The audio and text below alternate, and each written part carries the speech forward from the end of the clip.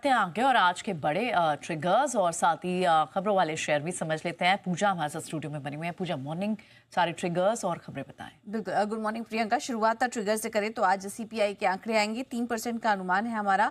और इसके अलावा कैनरा बैंक की बैठक भी होगी जिसमें कि FY26 के पूरे साल भर के लिए बोर्ड विचार करेगी कि कितनी उनको पूंजी जुटानी है।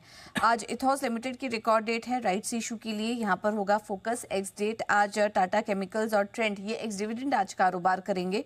और ग्लोबल इवेंट्स में यूके में जीडीपी के आंकड़े आएंगे और यूएस में मई महीने के पीपीआई के आंकड़े आएंगे, तो उस पर होगा फोकस। इसके अलावा एक ओएफएस अपडेट भी आपको दे देते हैं। विडॉल कॉर्पोरेशन, यहाँ पर रिटेल पोर्शन जो है वो करीब 70% सब्सक्राइब हुआ है।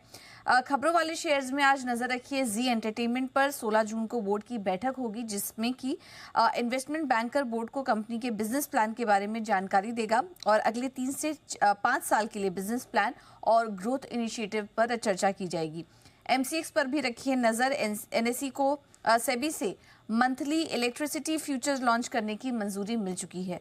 जायडस लाइफ साइंसेज कंपनी के अंकलेश्वर API मैन्युफैक्चरिंग फैसिलिटी की जांच हुई थी। 10 से 14 मार्च के बीच ये जांच चली थी जिसमें कि कोई भी गड़बड़ी नहीं पाई गई है।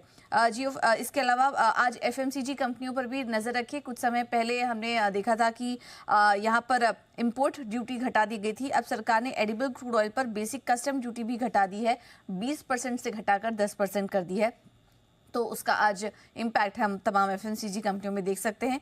HG infra engineering company PFC consulting के लिए सबसे कम बोली उन्होंने लगाई है और करीब 43 करोड़ का ये टैरिफ पर ईयर इसका जो ट्रांसमिशन चार्जेस है वो तय किया गया है।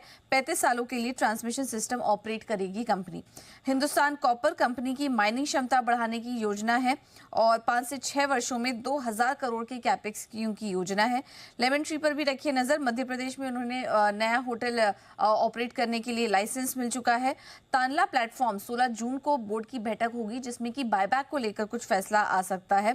और आखिर में बात करते हैं मारुति सुजुकी की। सूत्रों के हवाले से खबर आ रही है कि मारुति सुजुकी ने सेफ्टी पर फोकस अपना बढ़ाया है जिसके तहत कंपनियों के BNCAP की लिस्ट जल्द जारी करेगी, यानी कि Bharat new car assessment programme के जरिए जो लिस्ट है वो जल्द ही जारी होगी। तो ये कुछ खबरें हैं आज फोकस में रहेंगी। ठीक है, चलिए, बिल्कुल, बहुत बहुत शुक्रिया पूजा तमाम सारी खबरें बताने के लिए।